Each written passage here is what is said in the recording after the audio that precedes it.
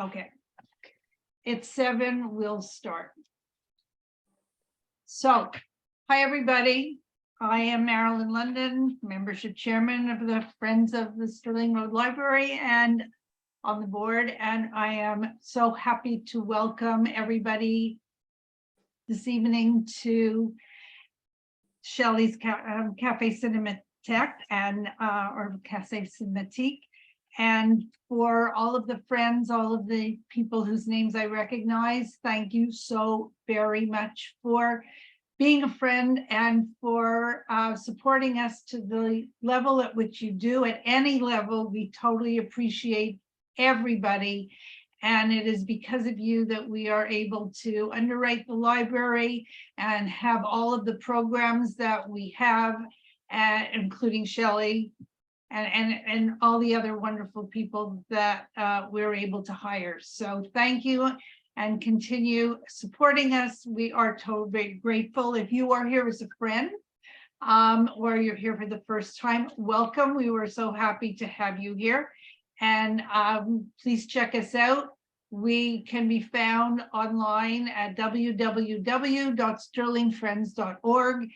And for $10 an individual or $15 a family, you can be part of us, and we would so welcome you. And Jackie always says you're the best bargain in town. I totally agree with her. So for those of you who are friends, and please check your calendar, make sure that you see all of the events. It is so jam-packed. I'm not going to go through any of it because it's there for you to read. If you're not getting your newsletters, you're not getting your emails, put a note in the chat. I will call you afterwards and we will figure it out, and this will, will be solved. The only thing I do want to tell you is in February, we are going back to Cinema Paradiso. So this has nothing to do with Shelly's fabulous foreign films, and most of them are English. They're just, we used to be in Cinema Paradiso. We haven't been there since COVID, and we are going back February 14th, a good date for everybody to remember. It will be Valentine's Day, and we have some special goodies. And if they're available and in the area, please join us. So, I will now introduce you to Shelly. I see everybody, I think, really knows who Shelly is, but in case we have new people, from the time Shelly moved to Florida from New York, he has built up an amazing career as the expert on foreign language films in this area. In addition to teaching at LLI and FIU and FAU, he is on many other different programs in the local venue. And so you can always have more Shelly that way. And if you are up to traveling, his cruises are amazing. I think that Barbara, if you're there, she could vouch for it. And I think your next one is maybe in August. August, yes. August, right? But and if there are more, check out his newsletter that Jackie just put into the chat to know how to get on his newsletter, so you'll know all of the things he does. I don't know how you do it, how you keep up with your schedule. I'm amazed. In any Can't hear you. Shelly has been with us for a year and a half. We are so lucky, and we are going into 2023 with a fabulous array of films. So stay tuned and join us again. And tonight, The Teacher, which we didn't see November 30th for one reason or another, but it's okay because we're here now. And I think it's going to lead for a great discussion after we have your take on it. And we hear all of your wonderful, your insight and your comments. I think we're going to have a great discussion tonight. So Shelly, take it away. Well, thank you, Marilyn, and Happy New Year, everybody. It's great to see you. I see familiar faces. I see friends. I see a lot of people tonight. That's great. Anyway, Yes, by the way, just a second, Marilyn and Jackie, that $10 is a great investment because you not only get all the stuff you do, you get me too. You get me too. I love this program. I love being with you twice a month, twice a month. It's terrific. So we start off the year with a very interesting film, The Teacher. It is from Slovakia. Actually Slovakia and the Czech Republic, because the two filmmakers that made this film, their names are Jan Rebešk and Peter Yarkovsky, who's the screenwriter. Rebešk is usually the director, but sometimes they change places.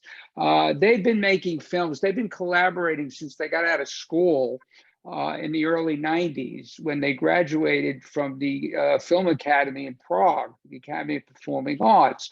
Their films usually premiere, and I say mostly premiere at major international film festivals and are all critically acclaimed and honored. They made a film back in 2000, which was nominated for an Academy Award called Divided We Fall. It's a wonderful film. I highly recommend it.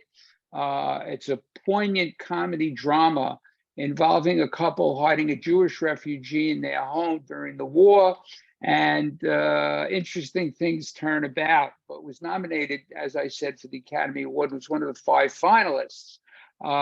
They've made other films, Up and Down, which has been nominated, about the immigration crisis in Europe. So they attack a lot of social issues, as you can see in this film. The Teacher is their 14th collaboration since they've done a 15th. So they're quite prolific. We all know that our opinions and behavior are largely affected by other people. That's true in both democratic and authoritarian societies. A classical film that works out this theme, and which this film reminds me of a great deal, is 12 Angry Men, believe it or not. When you think about the gathering of people and what ensues in that room. In this particular film, the scene is not a jury, but it's a parents' meeting in a school classroom. The detestable acts have been carried out by the children's teacher, who is a leading member of the Communist Party. In fact, she's in charge of that particular region's Communist Party. The film supports our hope that it is possible to withstand the power elite, yet the outcome is far from clear, as you saw by the end. Set in Czechoslovakia around 1983, long before the wall fell, when the country was just beginning to peek out from behind the Iron Curtain. They had the Velvet Spring, which then they were clamped down on again by the Russians. And it's loosely inspired by true events that the screenwriter, Peter Yarkovsky, was witness to. And The Teacher conveys a universal story of fear, malignant power, opportunism, and the search for human dignity. While The Teacher may depict the corrupt face of totalitarianism, it is the parents who reciprocate the mass compliance necessary for propping up such regimes. As we see the number of parents, it almost looked like Congress in that room when you think about it. Anyway, the film opens by cleverly intercutting the children. I love the opening sequence, the title sequence. It's day and night. We get the contrast right away between the parents, the children, and what might be going on. And we see, the kids coming in daylight and then the parents coming in at night, and that great music score over it. It's a beautiful late summer day when the kids are coming in. Then it's a wintry snow scene when mom and dad are gathering in the same classroom for what looks like a congenial parent-teacher meeting. They're all coming in saying hello. And then, then we meet, we don't know what's happening. We meet Madame Drazdechova, introducing herself and explaining how they'll be studying Russian, Slovak, and history. And I love it when she whips out her little book and she asks her young students to state their names and share what it is their parents do for a living. We have no idea what her motives are, but she's writing everything down. And while each one explains what their parents do, we're cutting to the parents at the meeting and we see who belongs to who. The intent is clear and its effect couldn't be more palpable. Drazdechova lets out her inner kraken, as I call it, and has her beastly grip on two generations of presumed comrades, knowing just how to play them against one another in order to get what she wants.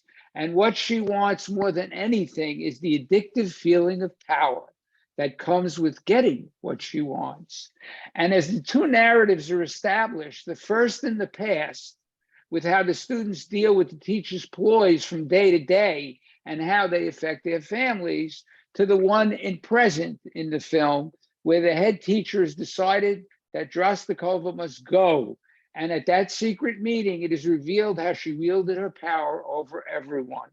The parallel editing in the film, which I particularly love, forges a bond between the characters, those who are mistreated by the teacher in particular, and the audience, providing the details necessary to allow us to observe the teacher's behavior and the impact, excuse me, this has on her victims. While we watch her slyly go about her ways, getting a mother to do her hair. I love that scene when she, oh no, don't worry about it. You don't have to pay for it. But by the way, my daughter, who's not doing well, anyway, someone to do repairs, one to do grocery shopping, and trying to coax one into smuggling a cake to Moscow. The narrative then begins to focus on three families. The Kucheras, Danka, a gymnast whose father is an airport accountant, and her mother is a teacher in the school.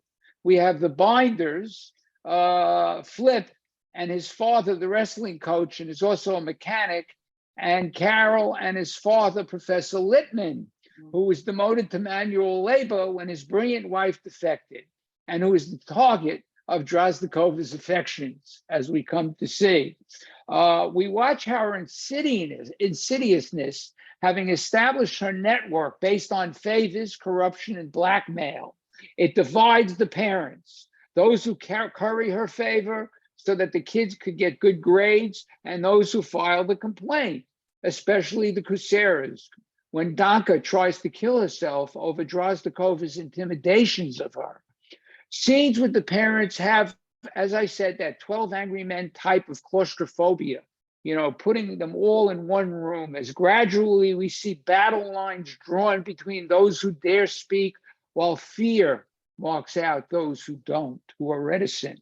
Eventually, when it's finally revealed how badly the class was doing, and I loved it when they put the results of the year up on the blackboard, the parents disband, some withdrawing their signatures from the complaint, and while the smug group who defended her celebrate her victory. We see it as only temporary, as many of the others return to the head teacher's office to sign it. And then we have that Chekhov gun. The Chekhov gun, I love it. I always talk about the Chekhov gun. It showed up at the beginning. It showed up with Littman when his son, brings it home, and finally when she's calling up Professor Littman, Drazdechova calls, to have the conversation. Oh, he calls her. He calls her, if you remember, at that point, and he lets the gun fly, and boom. I mean, she probably had a nervous breakdown at that moment. Anyway, even the surveillance guy spilled his coffee, if you remember that one. But it's interesting to see the dynamic in the classroom with the teachers, with the parents versus the kids. We see, Littman's kid is rebellious. He does his drawings and he's rebellious. He knows what's going on. He's clued in. And especially when she comes on to his father. But we see how the parents, the doctor, the guy who was the businessman, and how they start, fighting with each other. And some of them went to school together. If you remember the wrestling coach and the guy in the suit, they went to school together. And they start fighting with each other. So we see that dynamic taking place, each one revealing themselves. They reveal their true characters through this process. But we also see how the three kids would wind up. You know, Flip will follow in his father's footsteps as a mechanic and a coach. Carol, thanks to the Red Cross, was reunited with his mother abroad, and finally would be 7 years later with his father. And that's to me, you know, other than you know, the Drazdechovan's daughter, that was really the saddest is what they did to Lippman. And then he was intimidated in the bathroom, if you remember, by the token spy who was sitting in the classroom. We don't even know if he belonged there. And then there's, you know, Danka, as I said, with a great touch of irony, Danka Kasira became a notable neurologist, And not to leave well enough alone, we see footsteps coming back into the classroom at the end of the film. It looks eerily like Drazdechova, and she's returning to the classroom, and it's 1991. The wall has come down. Václav Havel's picture is up on the wall, so we know democracy has taken hold. And once again, she introduces herself the same way with a little twist. You know, I'm Maria Drazdechova, who will be teaching you Slovak, English, religion, and ethics. But first, I'd like you to tell me who you are and what your parents do. The leopard doesn't change her spots. And while the teacher is in on the central is the central axis upon which everything turns in this film, it is the lesson that is crucial.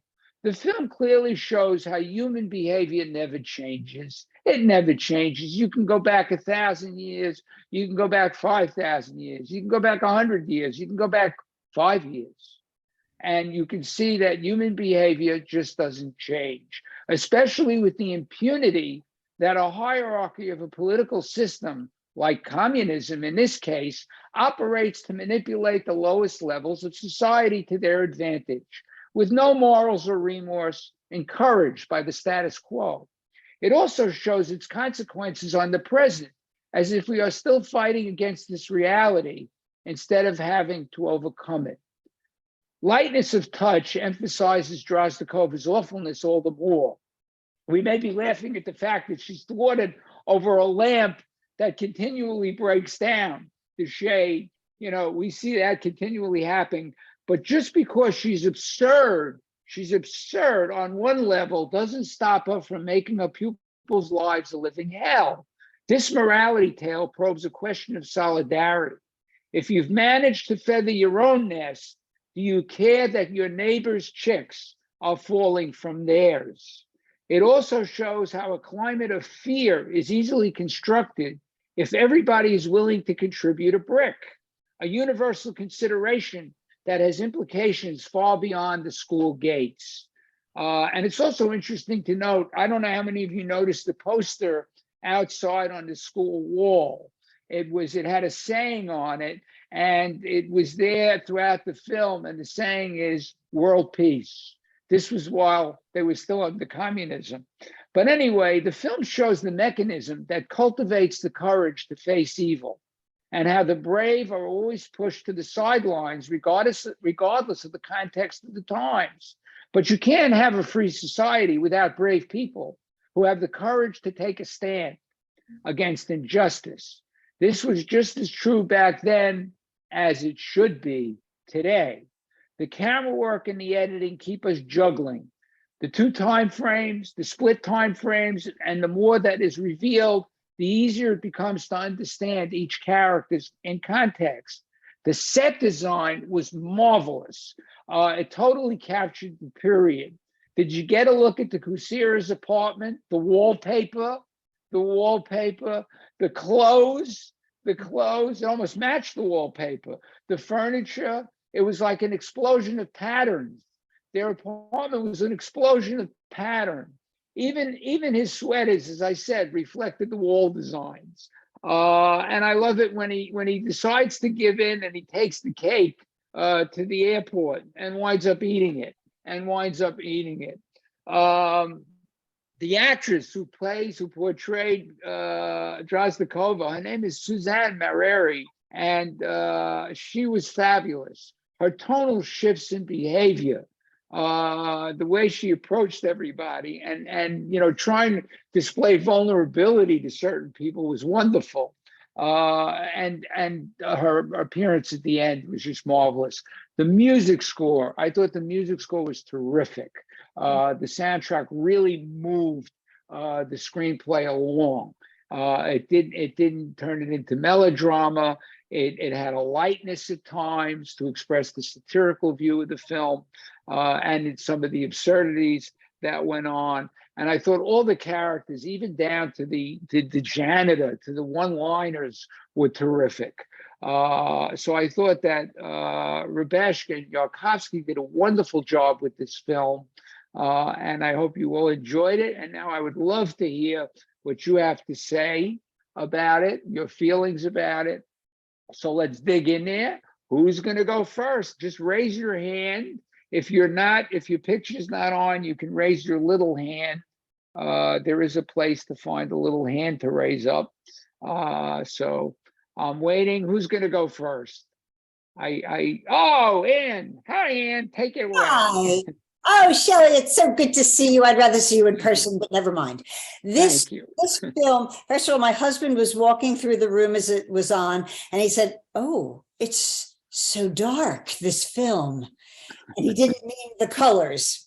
He kind of got it right away. She was just the classic manipulator. She was brilliant in her manipulation of each and every one of those little chess pieces that she was playing with. Yeah. Oh, what a horrible woman. She was a monster. And it's interesting, but what's interesting is the monster somehow converts. At the end, what she's doing is what a lot of communist functionaries did, apparatchiks and functionaries did when the wall came down. If you look at the East European countries, you'll find that those who were big in the Communist Party became big in the Democratic parties. They just shifted over. She didn't change. She just kept doing what she did. But and she'll keep doing it, but she'll do it on the side that she can, profess democratic. Yeah. As opposed to communist. Yeah. We see it here. We see how people shift alliances, yet they're still the same. They'll still act the same way. They'll still work to get what they want, to achieve power. Thank you, Ann. Marilyn. I found it interesting how intimidated at the beginning, the first group of people. I mean, she was like too big to go up against. The fear in them because of the communistic, because of where she was in the Communist Party. They had to balance between what they believed and her fear of going against her, because what will it do to them? I mean, we see it now. This happened then, but things don't change. No, we see the absurdity that Orwell wrote about. Everybody's equal. All the animals are equal in this farm, except some are more equal than others. Right. Also shows, but the fear of going against what is right, because of the strength of who they perceive she is or what she has. And welcome to 2023. Same thing. Yeah, exactly. Ann, did you have a comment? Yeah, it also shows us what kind of power a teacher can wield. Oh, yes. That a teacher can be an everything. And that could be a good thing or a bad thing. Correct. Exactly. How much power they can be an authoritarian, or they can be a democratic leader. Yes, absolutely.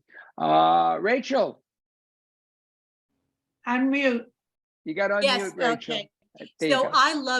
I really loved it. And it did also right away, when I started watching it, I thought of 12 Angry Men, not only in that they're in a confined space, but also the fact of one person really is outspoken and then everybody else changes, not immediately. And it's only to the very, very end.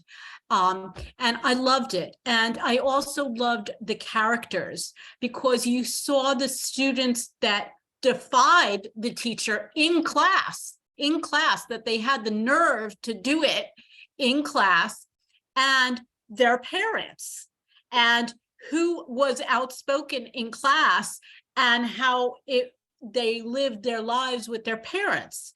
So I thought it was very interesting.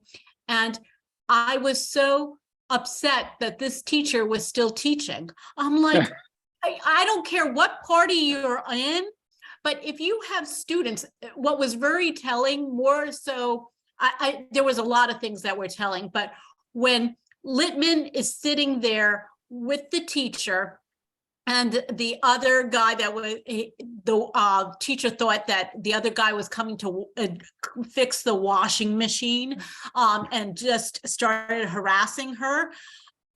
You see all these students doing things for her. So that is so awful. Not only is she getting the teacher, is getting involved with the parents, she's making the students do her work too. And the fact that she is still teaching just because she changed parties, I'm like, oh my God, and the only part that I felt was missing is what was her retribution? Now you got all these signatures. What happened? I mean, what happened? Did the teacher squash it, or did she give it to somebody else and they squashed it? So that's the only thing that I wanted to know, what happened with the teacher, because they had captions about all the students and what happened to them, but they really just showed her teaching again. So I understand she was teaching again, but I wanted a little transition. What the heck happened to her? Because she deserves something to happen to her in a negative way. So that's my thoughts. Good. Yeah, well, it's she survived, but we don't know how. Maybe they pulled her out of that school and put her somewhere else. Who knows? You got to remember, she was a leader of the Communist Party in that area. So who knows what happened to her? She obviously survived to go on and then come back in another, in another form, but with the same thirst for power, the same thirst for power. It just shifted.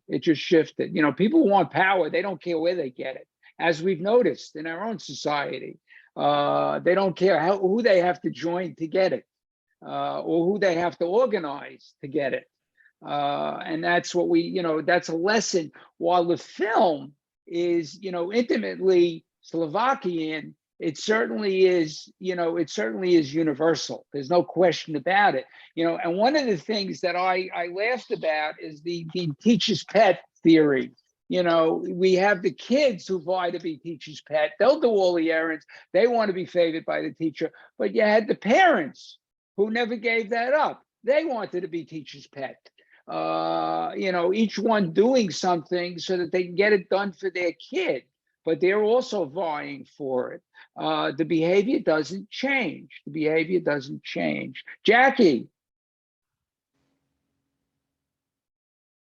I think the teacher's pet idea is kind of interesting. And I'm glad you said that the parents were doing it for the kids, because kids don't totally understand why they're doing the teacher's pet. They just want to be teacher's pet. They don't understand when they're acting up, like Rachel said, they're acting up in the classes, but they don't get what could happen to them. Not really, but the parents do, because of the situation there. So I think even though in a way it's teacher's pet, it's completely different in why they're doing it. And I do think it's universal. And Rachel, I think just like many other situations, it just gets swept under the rug. Not to get political in any way or religious or anything else, but we've seen it time and time again where somebody, they know something is going on and all of a sudden that person is just at a different place. And I think that's exactly what happened with her. She just got transferred. Yeah, yeah, I believe that. She probably just went to another school to wreak havoc. You know, it's that we know that by the way she walks in at the end. She still walks with that same gait, you know, that same power of authority. And she just, you know, is at it again. You know, it's a wry comment, you know, on the director's parts, is because, as I said, in Eastern Europe, it's something they're used to. I've seen it in other films, how, you know, a party functionary who could be even mean and terrible, when the country comes out of it, you'll see their face on a billboard running for a government position. I mean, it just never ends. It never ends. And it was very interesting here to see how it was done. But that gun is interesting because those of you who sat in on the lesson, we had a Chekhov gun in that one, if you remember. It was a water pistol, which she robbed the bank. So, you know, it seems like an Eastern European thing. Anyway, who's next? Anybody else want to jump in there with their feelings about the film? Arlette, you got to unmute, Arlette.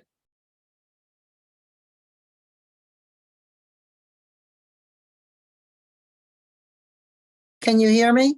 Yes. Yes. Okay, basically it's a repeat. Teachers can make or break a child in today's world. Nothing has changed. All right, it's just a repeat performance, unfortunately. And it's the story went so well, how the children themselves, how some were just so strong to be strong against her, and others were just so weak, unfortunately. And the sad thing is, this takes place in our country as well, all over the world. This make and break with teachers. And they vanish for a while, then they show up in a different state and they're doing the same thing. So nothing has changed. It was just a very sad film for those children that were so affected by her. Yeah. And it gets to the point that the personal is political and the political is personal. Right. It just hits home on that point. Okay, who's next? Anybody want to jump in with something? Marilyn.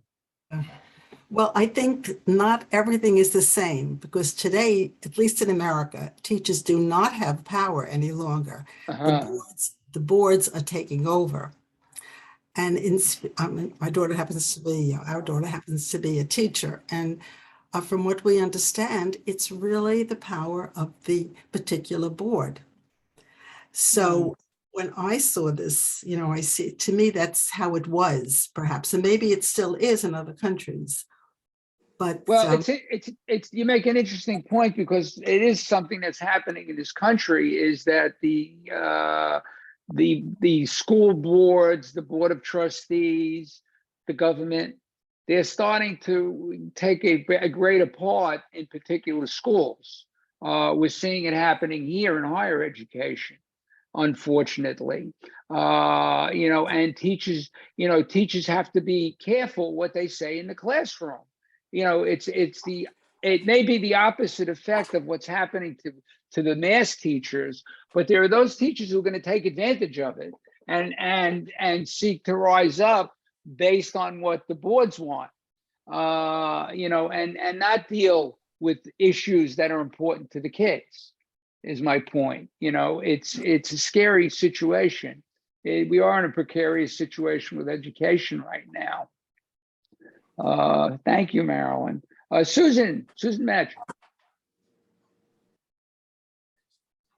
Susan, unmute. Unmute. Yes, she did. I just I had a little trouble. Oh, okay. I understand, being that I was a teacher, the ramifications and the power that you have as a person in the classroom.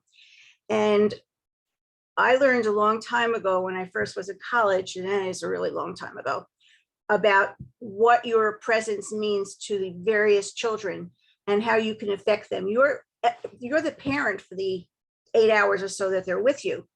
And it's a very big responsibility. But what we saw here was the politics of it and how the person ruled the roost, and she did it for her own personal gain and not for anything for the children. And the children and the parents were very worried about promotion. And that was the whole thing of the give and take of it. Whereas in our schools, I'm not sure how it works today, really, except for my own grandchildren, that it's testing and whatever. But, and now I understand what you're saying, Marilyn, how much the boards actually put in you. I just will tell you my one incident, which was really hard for me to understand. We were told after an incident happened, and it was nationwide, not to touch the children. I mean, not to touch them, not to put an arm around them when they were crying, not to do anything like that. So there are a lot of restrictions put on you. And I have to tell you, I felt as a person who had taught for many years on a one-to-one basis and tutored and had a classroom, this was horrible to me, I have to tell you. And you can see the whole dynamics of it and the fear. You know, there's a lot of fear and peer pressure that went on in that meeting because people maybe were willing to do something and then they got really scared off because, oh, what could happen to me? And, you know, and that's how it worked. But it was a very good portrayal of something that went on, which I didn't particularly care for, but it was a good movie on that point, but I didn't like it. Thank you, Susan. Well, you know, and let us remember, there's one very cogent point when the principal puts the performance record on the blackboard. She never taught. She never taught. She did anything but teach. You know, she was busy gathering her chestnuts, gathering everything she could, and she wasn't teaching these kids. Nothing was getting through to the children. That's for sure. But you know, in the end run, also, this film is a very, very important metaphor because it is society. It's society itself.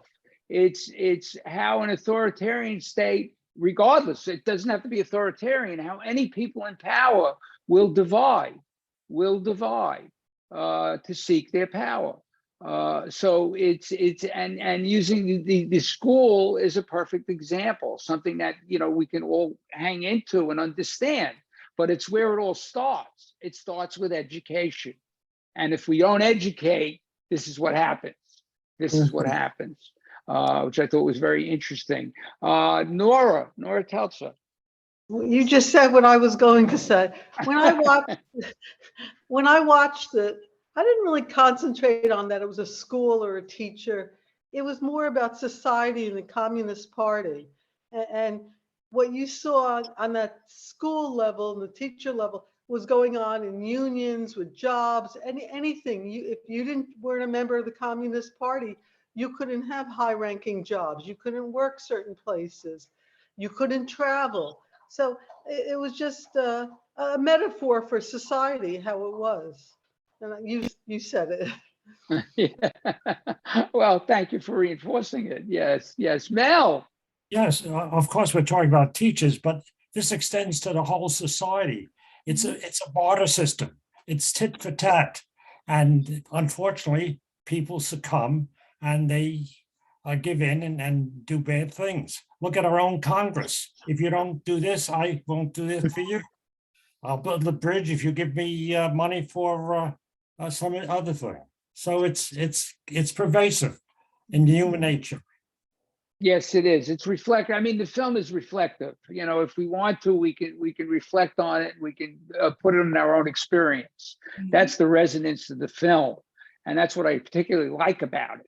But it has a tremendous amount of relevance, and it has revelation. I mean, it really adheres to what I believe a film should do, and I think this accomplished it. You know, on all cylinders. So it really was, I thought, well performed. A great production.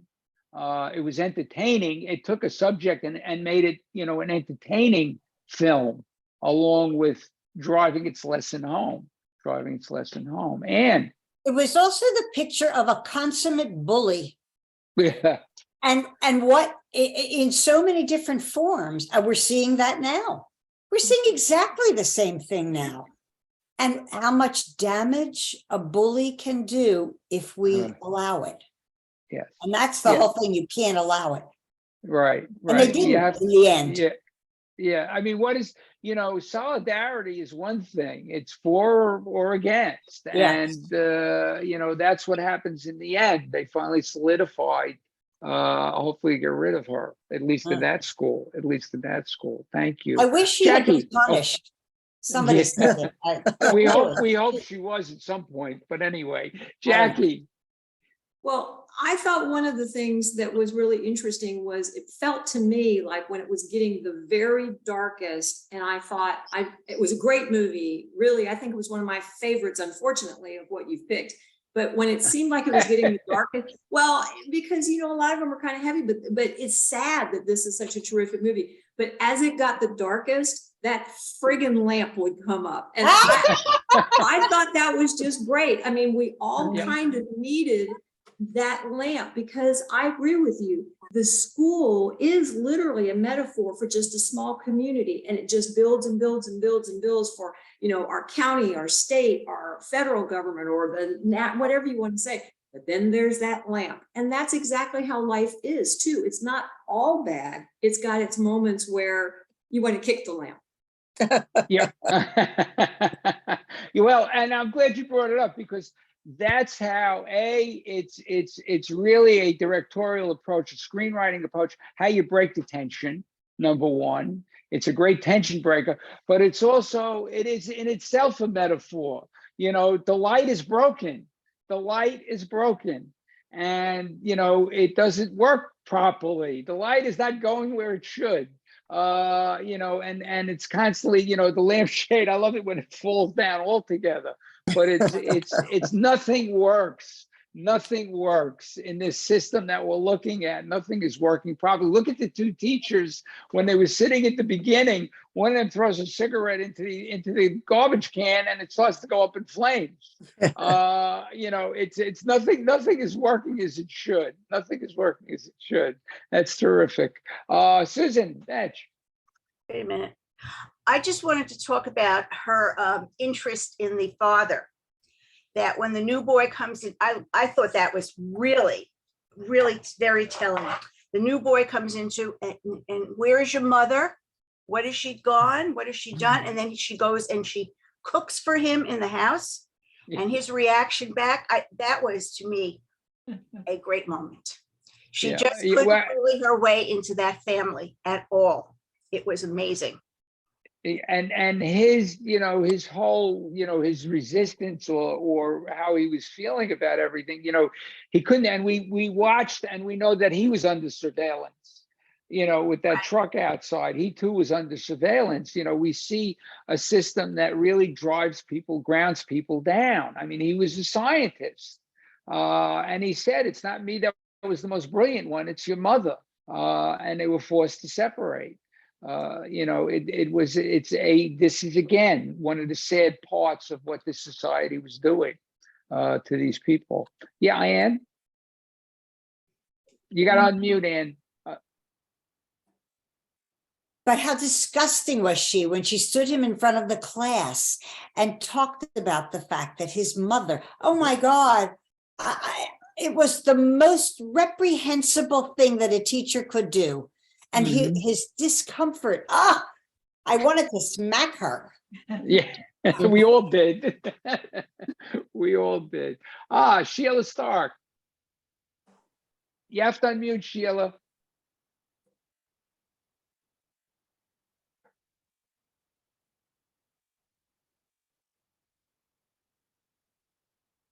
There you go. Can you hear me now? Yes. This is sort of off-brand a little bit, because of course what we're discussing is, I think, probably the main points of the filmmakers. But you compared the film to 12 Angry Men, which is often used as a sales in sales presentations as the way that you can change people's minds. Interesting. And I thought that one of the other themes that really was reinforced through the whole thing was how big a manipulator she was. Yes, yes. It's also how she was, how those that were on her side were the privileged ones, And wanted to maintain the status quo. Exactly, exactly. That's, so yes, but that's a terrific comment about the idea that that's something, and this film too can be an example of what not to do as a teacher. It should be shown to teachers. Thank you, Sheila. Linda, did you have something? Yeah.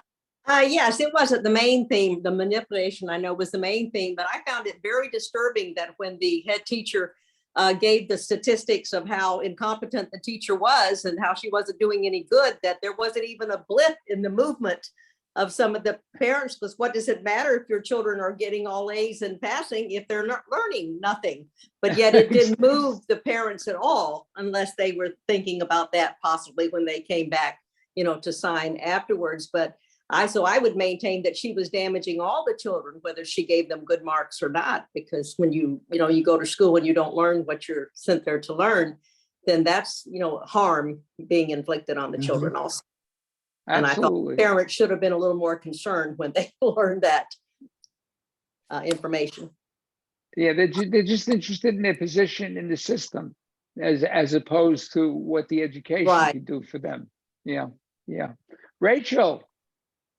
I wanted to go back to Anne's statement about what she said about when the kid was up there, and that was devastating what the teacher did. Yeah. But I loved his response. Can I go to the bathroom? Sure. And she looked shocked that he would want to leave when she is giving her heart and telling him all, and he did it so matter-of-factly. I loved it. I loved her face was priceless. She thought she was really honestly doing a good deed. And he's like, no, I'm not having it. And I loved when it was very telling when the students that were, that they say, you know what, let's kill her. And, they're talking about it like nonchalantly, like, let's just do away with her, and I was like, oh my God, that these kids are just matter-of-factly talking. They weren't literally going to do it, but the fact that this entered their mind was interesting. Yeah, it is. And it also leads me to the fact of what they did, how, the Danka, was victimized to the point of wanting to kill herself. It was terrible.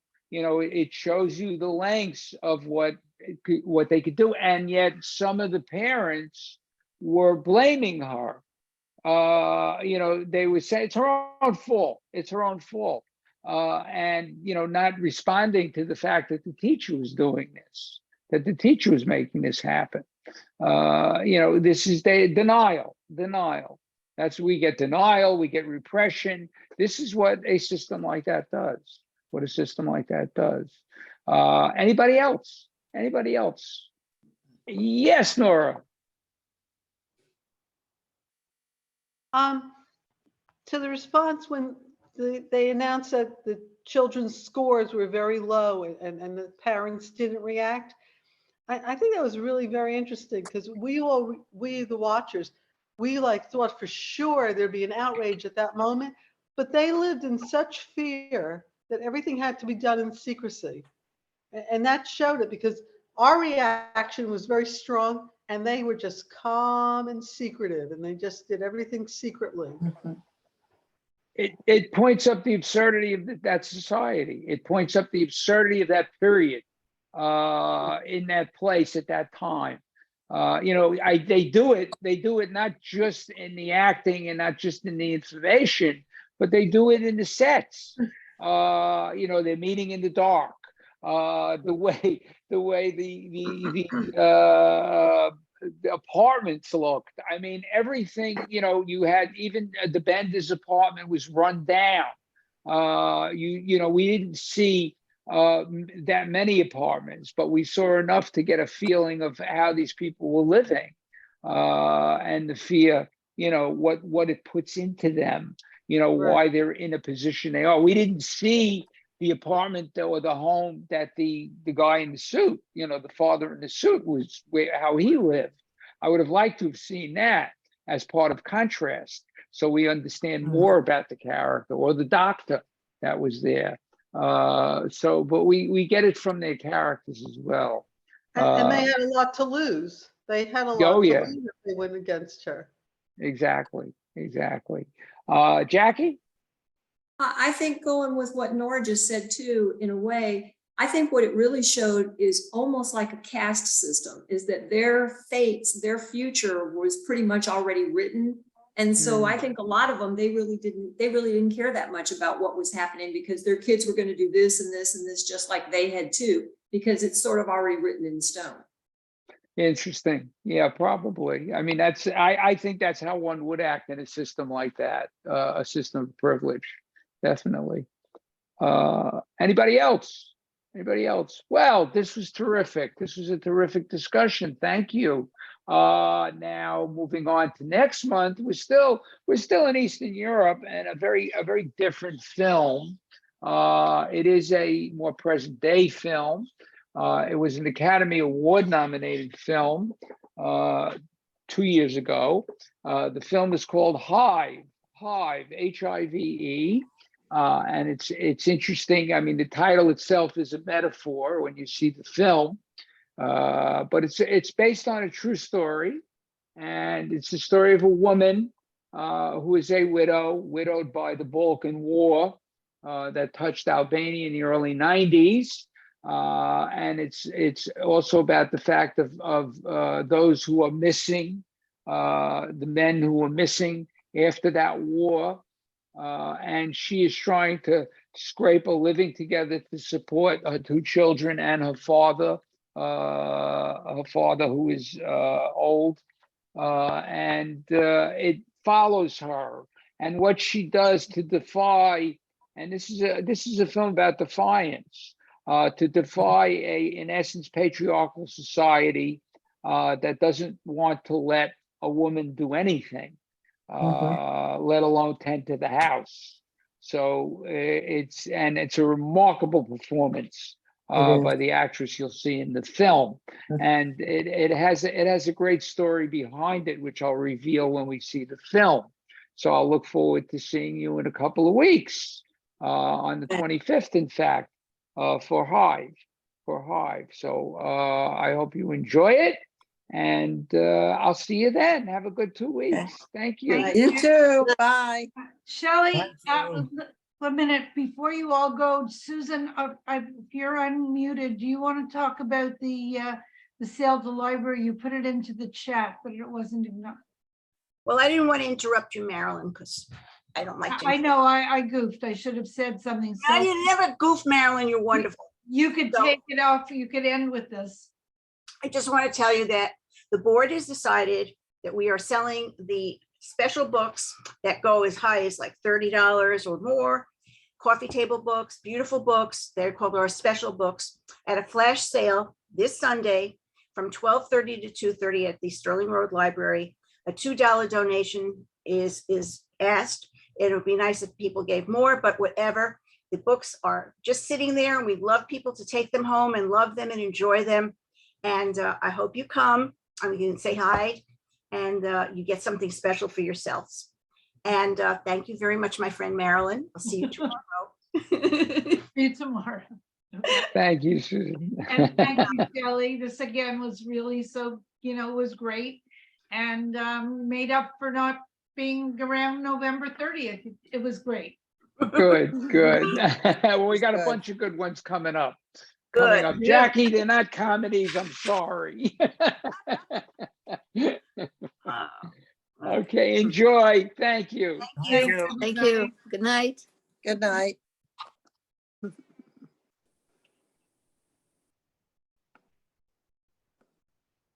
This was another great one, Shelley. Thank you. Yeah, this is And terrific. we had a very big audience. Yeah, this is great. We had a lot of new people tonight. Familiar people, friends, everybody. This is terrific. I am really Following looking. on your own. You What do. was? Yeah, I thank think you. do. Yeah, I am looking forward to some of these. I'm looking forward to all of them, but some of them are real standouts. I think we're going to have some very interesting discussions going down the road. Yeah, I agree. Hi, Dora. Bye. See you tomorrow. Bye, Dora. Sorry, I didn't interview. I saw the movie, but I did not remember all the details, so I didn't want to jump in and say something stupid. Oh, Dora, you can't say anything stupid. Don't worry about it. No, but you want to say something that it's not, good, normal, at least something that you got out of the movie. So. There weren't many people who saw it before the November 30th and sort of. Yes, that was one. I was one of them. So I tried to look at the movies before. So yeah, but I have not seen Hive. I have it in my calendar. So looking forward. Thank you. Right. And if you're still here, you put something in the chat about Shelley. Do you want to explain it?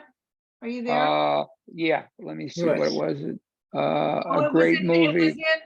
Great in- movie discussion. Yeah. No, it was in a direct one, but I don't know if Ed, are you there? There was an early one. No, he said something about direct about, let me just see.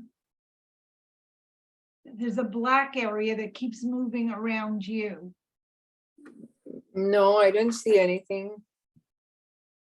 And you could cover the, I don't know if you could, I don't know how to fix that, but I'm looking around. no, it was a direct message to me, but I don't know what to do with it. And I thought if Ed were here, because he seems to be on, he could talk about it, but I don't see that either. I don't see it. No, I don't know. Maybe that particular person gets No, it was direct message to me, Dora, but I don't really. I know, but whoever sent you the message, that person probably gets something, but we did not. Okay. I would have noticed it. Okay. Okay. It was nice well. Everybody, I'm going to sign off. I'm going to. I cannot believe You that too, we are Dora. already 2023. I know. Okay.